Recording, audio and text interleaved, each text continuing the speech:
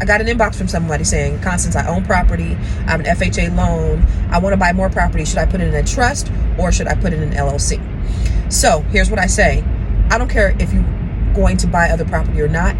All of your property, if you own real estate, you should have your property in a living trust.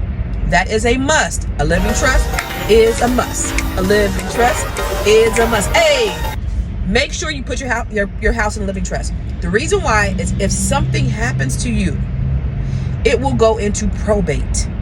Look at what happened to Prince. Look at what happened to Aretha Franklin. Look at what happened to James Brown. They have people who are fighting over all of their things because there was nothing set up. Even if you have a will can be contested and your stuff can still go into probate. A will is not enough if you have property. It has to be in a living trust. So make sure you put it in a living trust. You go to this place called 299trust.com. It's where I went. Get a living trust drawn up.